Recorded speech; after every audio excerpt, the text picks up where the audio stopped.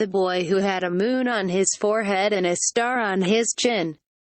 In a country were 7 daughters of poor parents, who used to come daily to play under the shady trees in the king's garden with the gardener's daughter, and daily she used to say to them, "When I am married I shall have a son.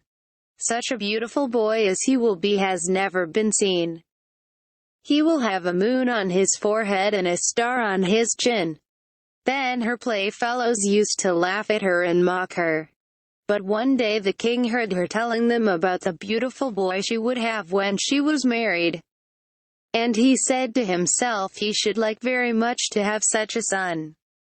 The more so that though he had already 4 queens, he had no child. He went, therefore, to the gardener and told him he wished to marry his daughter.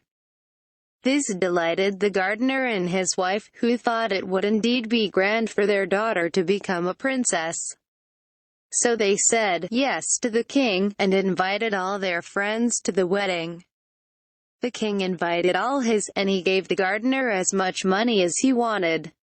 Then the wedding was held with a great feasting and rejoicing. A year later the day drew near on which the gardener's daughter was to have her son. And the king's 4 other queens came constantly to see her. One day they said to her, "The king hunts every day, and the time is soon coming when you will have your child. Suppose you fell ill whilst he was out hunting and could therefore know nothing of your illness, what would you do then?" When the king came home that evening, the gardener's daughter said to him, "Every day you go out hunting.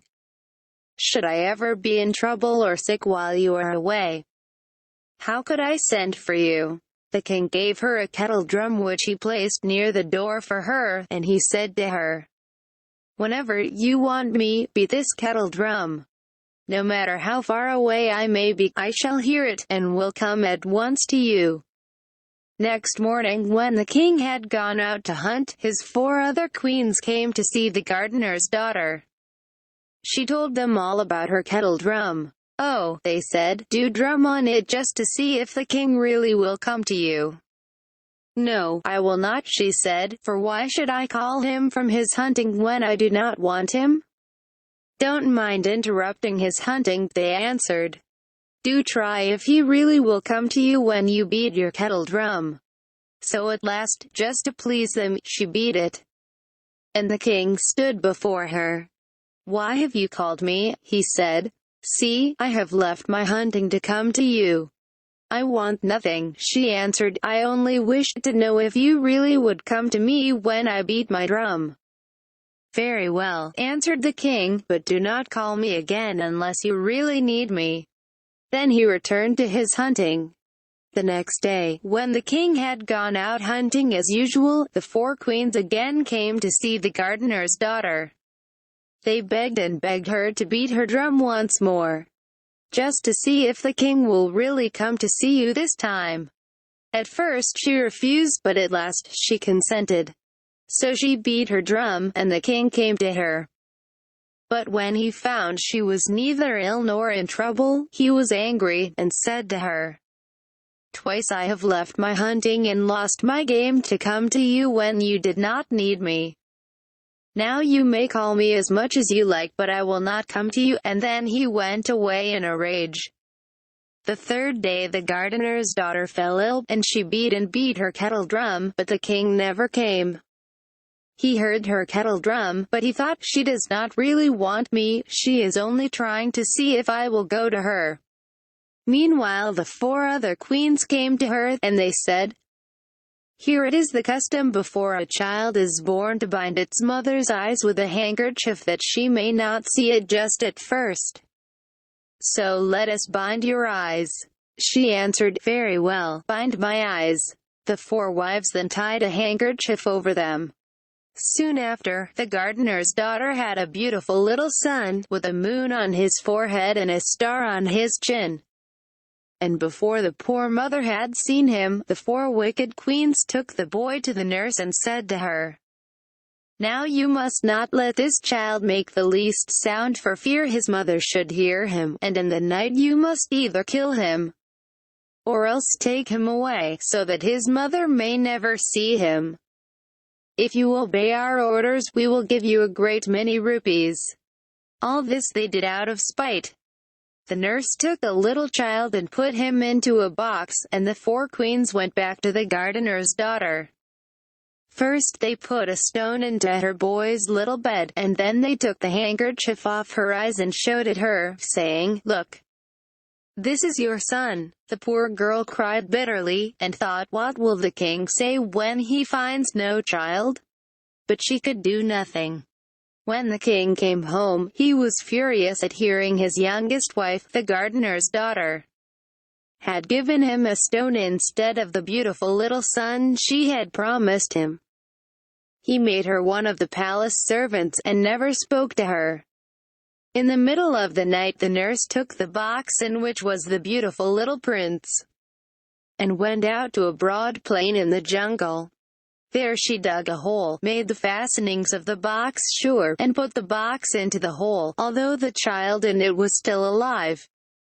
The king's dog, whose name was Shankar, had followed her to see what she did with the box. As soon as she had gone back to the four queens, who gave her a great many rupees, the dog went to the hole in which she had put the box, took the box out, and opened it. When he saw the beautiful little boy, he was very much delighted and said, "If it pleases God that this child should live, I will not hurt him, I will not eat him, but I will swallow him whole and hide him in my stomach." This he did. After 6 months had passed, the dog went by night to the jungle, and thought, "I wonder whether the boy is alive or dead." Then he brought the child out of his stomach and rejoiced over his beauty. The boy was now 6 months old. When Shankar had caressed and loved him, he swallowed him again for another 6 months. At the end of that time he went once more by night to the broad jungle plain. There he brought up the child out of his stomach. The child was now a year old, and caressed and petted him a great deal, and was made very happy by his great beauty. But this time the dog's keeper had followed and watched the dog, and he saw all that Shankar did, and the beautiful little child. So he ran to the four queens and said to them, "Inside the king's dog there is a child. The loveliest child. He has a moon on his forehead and a star on his chin. Such a child has never been seen." At this the four wives were very much frightened. And as soon as the king came home from hunting, they said to him, "While you were away your dog came to our rooms, and tore our clothes and knocked about all our things. We are afraid he will kill us." "Do not be afraid," said the king. "Eat your dinner and be happy. I will have the dog shot tomorrow morning." Then he ordered his servants to shoot the dog at dawn, but the dog heard him, and said to himself, "What shall I do? The king intends to kill me. I don't care about that, but what will become of the child if I am killed? He will die. But I will see if I cannot save him." So when it was night the dog ran to the king's cow, who was called Suri, and said to her, "Suri, I want to give you something, for the king has ordered me to be shot tomorrow. Will you take great care of whatever I give you?" "Let me see what it is," said Suri. "I will take care of it if I can."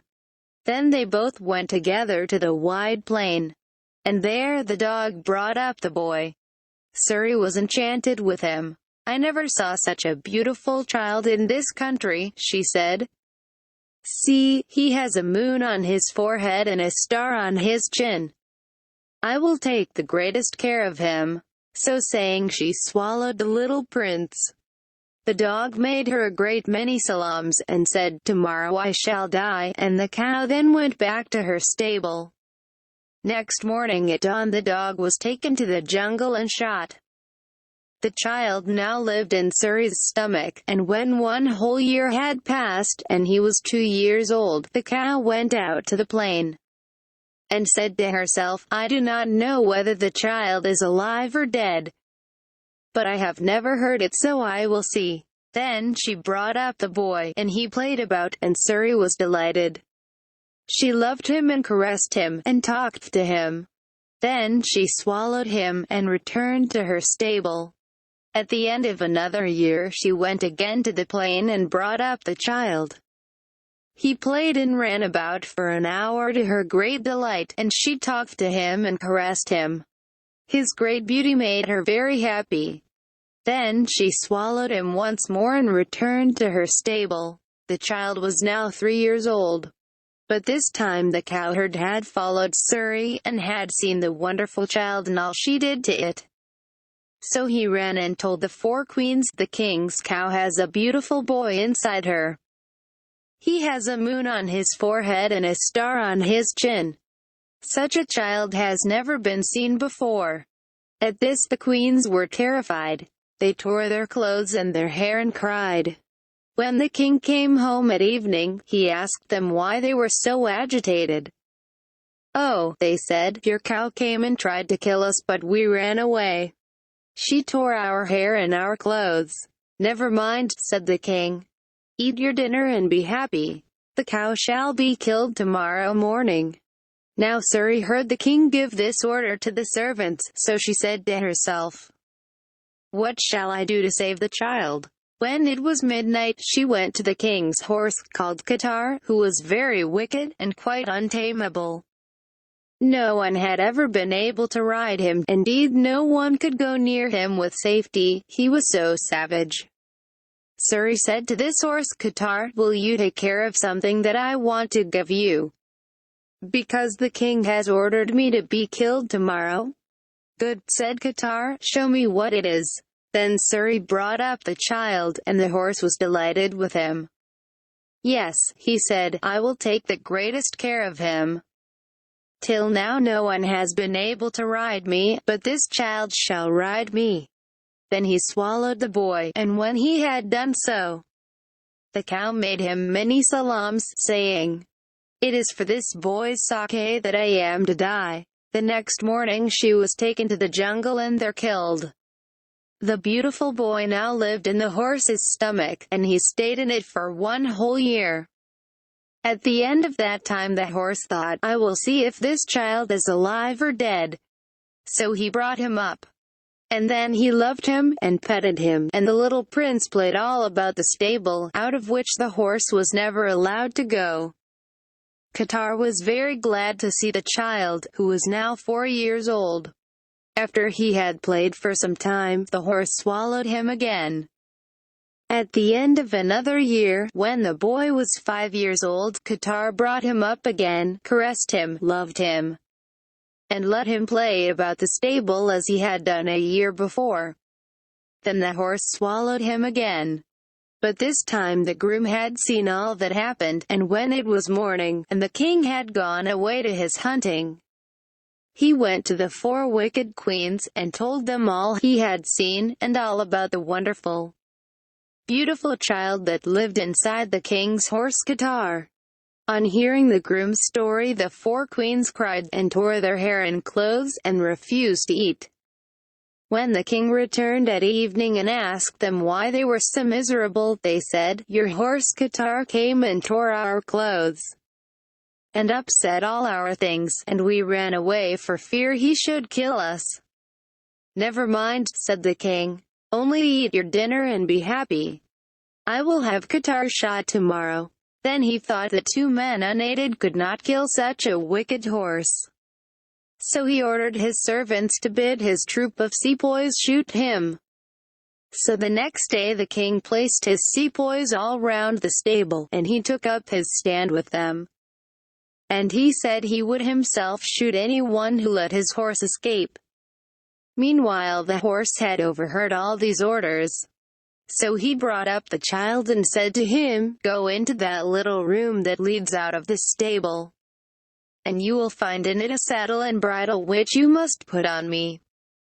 Then you will find in the room some beautiful clothes such as princes wear, these you must put on yourself. And you must take the sword and gun you will find there too.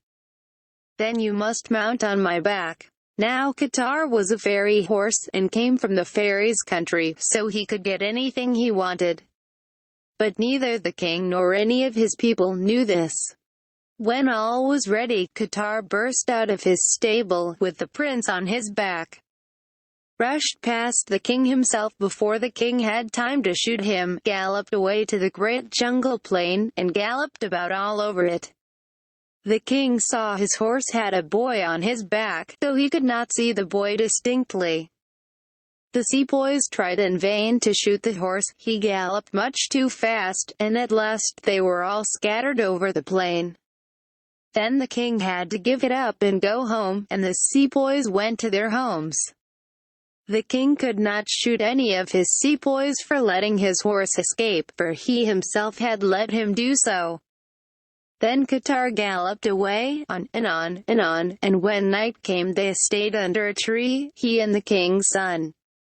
The horse ate grass, and the boy wild fruits which he found in the jungle. Next morning they started afresh, and went far and far till they came to a jungle in another country, which did not belong to the little prince's father, but to another king. Here Qatar said to the boy, "Now get off my back." Off jumped the prince. "Unsaddle me and take off my bridle. Take off your beautiful clothes and tie them all up in a bundle with your sword and gun." This the boy did. Then the horse gave him some poor, common clothes, which he told him to put on. As soon as he was dressed in them, the horse said, "Hide your bundle in this grass, and I will take care of it for you. I will always stay in this jungle plain, so that when you want me you will always find me. You must now go away and find service with someone in this country." This made the boy very sad. "I know nothing about anything," he said. "What shall I do all alone in this country?" "Do not be afraid," answered Qatar. "You will find service, and I will always stay here to help you when you want me. So go, only before you go, twist my right ear." The boy did so, and his horse instantly became a donkey. "Now twist your right ear," said Qatar. And when the boy had twisted it, he was no longer a handsome prince, but a poor, common-looking, ugly man. And his moon and star were hidden. Then he went away further into the country, until he came to a grain merchant of the country, who asked him who he was. "I am a poor man," answered the boy, "and I want service." "Good," said the grain merchant, "you shall be my servant." Now the grain merchant lived near the king's palace, and one night at 12 o'clock the boy was very hot. So he went out into the king's cool garden, and began to sing a lovely song. The seventh and youngest daughter of the king heard him, and she wondered who it was who could sing so deliciously. Then she put on her clothes, rolled up her hair, and came down to where the seemingly poor common man was lying singing. "Who are you? Where do you come from?" she asked. But he answered nothing. "Who is this man who does not answer when I speak to him?" thought the little princess, and she went away. On the second night the same thing happened, and on the third night too. But on the third night, when she found she could not make him answer her, she said to him, "What a strange man you are not to answer me when I speak to you." But still he remained silent, so she went away. The next day, when he had finished his work, the young prince went to the jungle to see his horse, who asked him, "Are you quite well and happy?" "Yes, I am," answered the boy. "I am servant to a grain merchant. The last 3 nights I have gone into the king's garden and sung a song. And each night the youngest princess has come to me and asked me who I am, and whence I came, and I have answered nothing. What shall I do now?" The horse said, "Next time she asks you who you are, tell her you are a very poor man, and came from your own country to find service here." The boy then went home to the grain merchant, and at night, when everyone had gone to bed, he went to the king's garden and sang his sweet song again. The youngest princess heard him, got up, dressed, and came to him. "Who are you? Whence do you come?" she asked. "I am a very poor man," he answered. I came from my own country to seek service here, and I am now one of the grain merchant's servants." Then she went away. For 3 more nights the boy sang in the king's garden, and each night the princess came and asked him the same questions as before. And the boy gave her the same answers. Then she went to her father, and said to him, "Father, I wish to be married, but I must choose my husband myself." Her father consented to this, and he wrote and invited all the kings and rajas in the land, saying, "My youngest daughter wishes to be married, but she insists on choosing her husband herself. As I do not know who it is she wishes to marry, I beg you will all come on a certain day for her to see you and make her choice." A great many kings, rajas, and their sons accepted this invitation and came. When they had all arrived, the little princess's father said to them, "Tomorrow morning you must all sit together in my garden." The king's garden was very large. "For then my youngest daughter will come and see you all, and choose her husband. I do not know whom she will choose." The youngest princess ordered a grand elephant to be ready for her the next morning, and when the morning came, and all was ready, she dressed herself in the most lovely clothes, and put on her beautiful jewels. Then she mounted her elephant, which was painted blue. In her hand she took a gold necklace. Then she went into the garden where the kings, rajas, and their sons were seated. The boy, the grain merchant's servant, was also in the garden, not as a suitor, but looking on with the other servants. The princess rode all round the garden, and looked at all the kings and rajas and princes. And then she hung the gold necklace round the neck of the boy, the grain merchant's servant. At this everybody laughed, and the kings were greatly astonished. But then they and the rajas said, "What fooling is this?" And they pushed the pretended poor man away, and took the necklace off his neck, and said to him, "Get out of the way, you poor, dirty man. Your clothes are far too dirty for you to come near us." The boy went far away from them, and stood a long way off to see what would happen. Then the king's youngest daughter went all round the garden again, holding her gold necklace in her hand. And once more she hung it round the boy's neck. Everyone laughed at her and said, "How can the king's daughter think of marrying this poor, common man?" And the kings and the rajas, who had come as suitors, all wanted to turn him out of the garden. But the princess said, take care, you must not turn him out. Leave him alone." Then she put him on her elephant, and took him to the palace. The kings and rajas and their sons were very much astonished, and said, "What does this mean? The princess does not care to marry one of us, but chooses that very poor man." Her father then stood up, and said to them all, "I promised my daughter she should marry anyone she pleased, and as she has twice chosen that poor, common man, she shall marry him." And so the princess and the boy were married with a great pomp and splendor. Her father and mother were quite content with her choice, and the kings, the rajas and their sons, all returned to their homes. Now the princess's 6 sisters had all married rich princes, and they laughed at her for choosing such a poor ugly husband as hers seemed to be, and said to each other, mockingly, "See, our sister has married this poor, common man." Their 6 husbands used to go out hunting every day, and every evening they brought home quantities of all kinds of game to their wives, and the game was cooked for their dinner and for the kings. But the husband of the youngest princess always stayed at home in the palace, and never went out hunting at all. This made her very sad, and she said to herself, "My sister's husbands hunt every day, but my husband never hunts at all." At last she said to him, "Why do you never go out hunting as my sister's husbands do every day? And every day they bring home quantities of all kinds of game.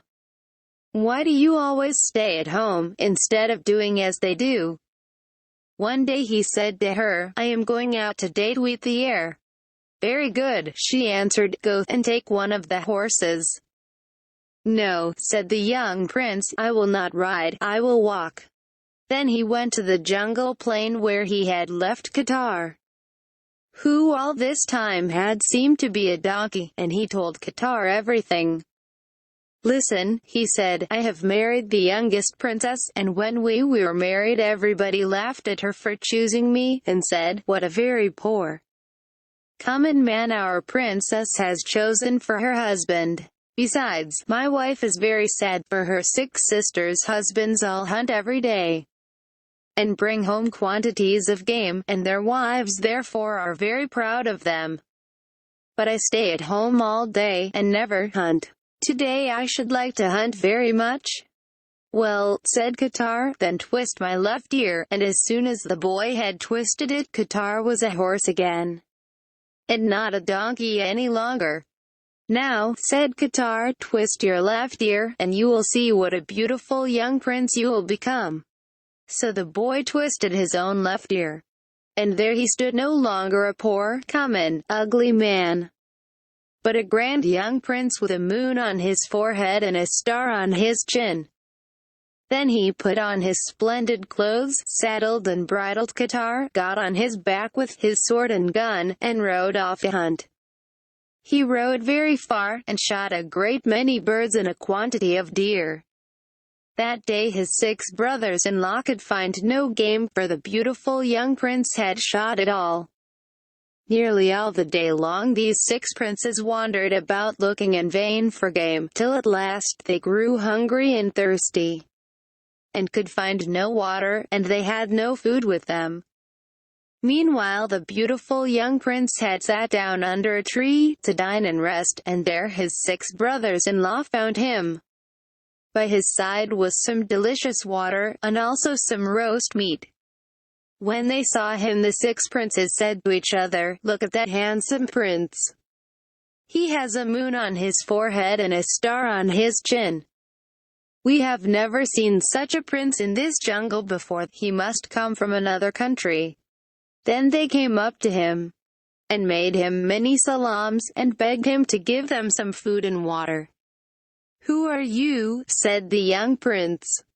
"We are the husbands of the 6 elder daughters of the king of this country," they answered, "and we have hunted all day, and are very hungry and thirsty." They did not recognize their brother-in-law in the least.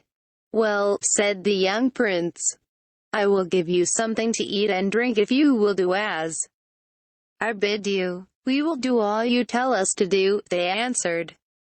"For if we do not get water to drink, we shall die." "Very good," said the young prince. "Now you must let me put a red-hot pice on the back of each of you, and then I will give you food and water. Do you agree to this?" The 6 princes consented, for they thought no one will ever see the mark of the pice, as it will be covered by our clothes, and we shall die if we have no water to drink. Then the young prince took 6 pice, and made them red hot in the fire. He laid one on the back of each of the 6 princes, and gave them good food and water. They ate and drank, and when they had finished they made him many salams and went home. The young prince stayed under the tree till it was evening, then he mounted his horse and rode off to the king's palace. All the people looked at him as he came riding along, saying, "What a splendid young prince that is! He has a moon on his forehead and a star on his chin." But no one recognized him. When he came near the king's palace, all the king's servants asked him who he was, and as none of them knew him, the gatekeepers would not let him pass in. They all wondered who he could be, and all thought him the most beautiful prince that had ever been seen. At last they asked him who he was. "I am the husband of your youngest princess," he answered. "No, no, indeed you are not," they said, "for he is a poor, common-looking, an ugly man." "But I am he," answered the prince, only no one would believe him. "Tell us the truth," said the servants, "who are you?" "Perhaps you cannot recognize me," said the young prince, "but call the youngest princess here. I wish to speak to her." The servants called her, and she came. "That man is not my husband," she said at once. My husband is not nearly as handsome as that man. This must be a prince from another country." Then she said to him, "Who are you?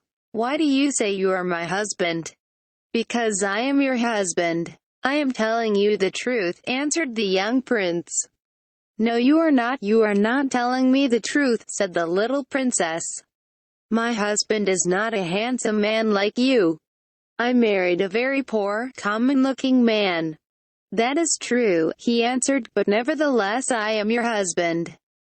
I was the grain merchant's servant, and one hot night I went into your father's garden and sang, and you heard me, and came and asked me who I was and where I came from, and I would not answer you. And the same thing happened the next night, and the next, and on the fourth I told you I was a very poor man, and had come from my country to seek service in yours, and that I was the grain merchant's servant. Then you told your father you wished to marry, but must choose your own husband. And when all the kings and rajas were seated in your father's garden, you sat on an elephant and went round and looked at them all. And then twice hung your gold necklace round my neck, and chose me. See, here is your necklace, and here are the ring and the handkerchief you gave me on our wedding day." Then she believed him, and was very glad that her husband was such a beautiful young prince. "What a strange man you are," she said to him. "Till now you have been poor, and ugly, and common-looking. Now you are beautiful and look like a prince. I never saw such a handsome man as you are before. And yet I know you must be my husband." Then she worshipped God and thanked him for letting her have such a husband. "I have," she said, "a beautiful husband. There is no one like him in this country. He has a moon on his forehead and a star on his chin." Then she took him into the palace, and showed him to her father and mother and every one. They all said they had never seen anyone like him, and were all very happy. And the young prince lived as before in the king's palace with his wife, and Qatar lived in the king's stables. One day, when the king and his 7 sons-in-law were in his courthouse, and it was full of people, the young prince said to him, "There are 6 thieves here in your courthouse." "6 thieves," said the king. "Where are they? Show them to me." "There they are," said the young prince, pointing to his 6 brothers-in-law. The king and everyone else in the courthouse were very much astonished, and would not believe the young prince. "Take off their coats," he said, "and then you will see for yourselves that each of them has the mark of a thief on his back." So their coats were taken off the 6 princes, and the king and everybody in the courthouse saw the mark of the red-hot pice. The 6 princes were very much ashamed, but the young prince was very glad. He had not forgotten how his brothers-in-law had laughed at him and mocked him when he seemed a poor, common man. Now, when Qatar was still in the jungle, before the prince was married, he had told the boy the whole story of his birth, and all that had happened to him and his mother. "When you are married," he said to him, "I will take you back to your father's country." So 2 months after the young prince had revenged himself on his brothers-in-law, Qatar said to him, "It is time for you to return to your father. Get the king to let you go to your own country, and I will tell you what to do when we get there." The prince always did what his horse told him to do, so he went to his wife and said to her, "I wish very much to go to my own country to see my father and mother." "Very well," said his wife. "I will tell my father and mother, and ask them to let us go." Then she went to them, and told them, and they consented to let her and her husband leave them. The king gave his daughter and the young prince a great many horses, and elephants, and all sorts of presents, and also a great many sepoys to guard them. In this grand state they traveled to the prince's country, which was not a great many miles off. When they reached it, they pitched their tents on the same plain in which the prince had been left in his box by the nurse, where Shankar and Suri had swallowed him so often.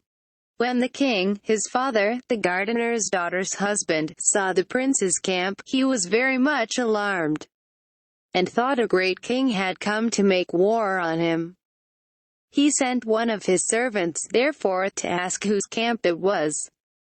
The young prince then wrote him a letter, in which he said, "You are a great king. Do not fear me. I am not come to make war on you. I am as if I were your son. I am a prince who has come to see your country and to speak with you.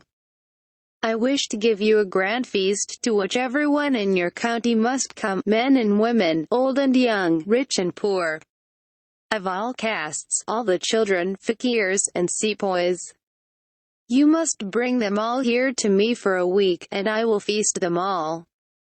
The king was delighted with this letter, and ordered all the men, women, and children of all castes, fakirs, and sepoys in his country to go to the prince's camp to a grand feast the prince would give them. So they all came, and the king brought his 4 wives too. All came, at least all but the gardener's daughter. No one had told her to go to the feast, for no one had thought of her. When all the people were assembled, the prince saw his mother was not there, and he asked the king, "Has everyone in your country come to my feast?" "Yes, everyone," said the king. "Are you sure of that?" asked the prince. "Quite sure," answered the king. "I am sure one woman has not come," said the prince. "She is your gardener's daughter, who was once your wife and is now a servant in your palace." "True," said the king, "I had forgotten her." Then the prince told his servants to take his finest palanquin and to fetch the gardener's daughter. They were to bathe her, dress her in beautiful clothes and handsome jewels, and then bring her to him in the palanquin.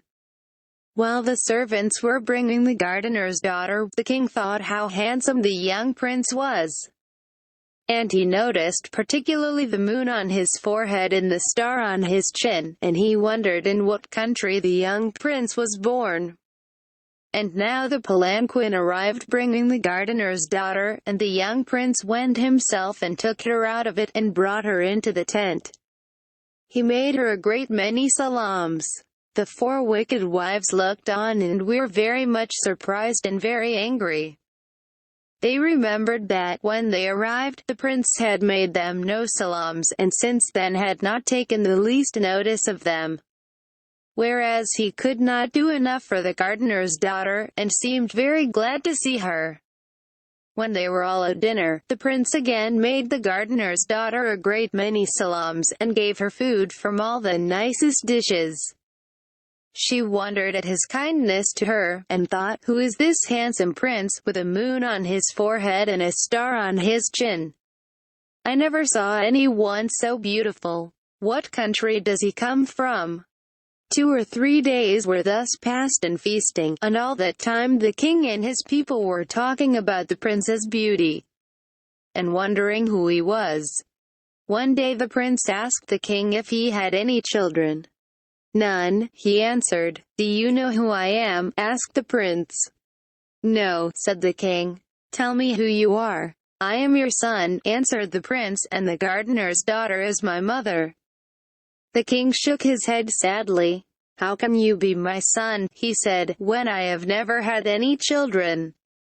"But I am your son," answered the prince. "Your 4 wicked queens told you the gardener's daughter had given you a stone and not a son. But it was they who put the stone in my little bed, and then they tried to kill me." The king did not believe him. "I wish you were my son," he said, "but as I never had a child, you cannot be my son. Do you remember your dog Shankar, and how you had him killed? And do you remember your cow Suri, and how you had her killed too? Your wives made you kill them because of me." And, he said, taking the king to Qatar, "Do you know whose horse that is?" The king looked at Qatar, and then said, "That is my horse Qatar." "Yes," said the prince. "Do you not remember how he rushed past you out of his stable with me on his back?" Then Qatar told the king the prince was really his son, and told him all the story of his birth, and of his life up to that moment. And when the king found the beautiful prince was indeed his son, he was so glad, so glad. He put his arms round him and kissed him and cried for joy.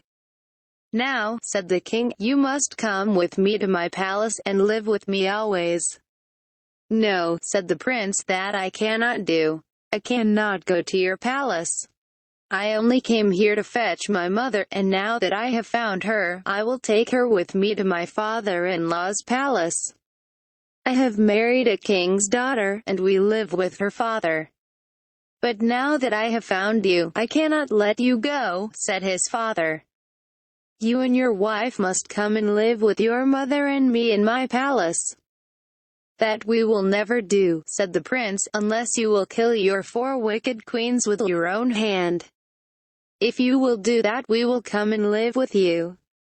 So the king killed his queens, and then he and his wife, the gardener's daughter, and the prince and his wife, all went to live in the king's palace, and lived there happily together forever after. And the king thanked God for giving him such a beautiful son, and for ridding him of his 4 wicked wives. Qatar did not return to the fairies' country, but stayed always with the young prince, and never left him.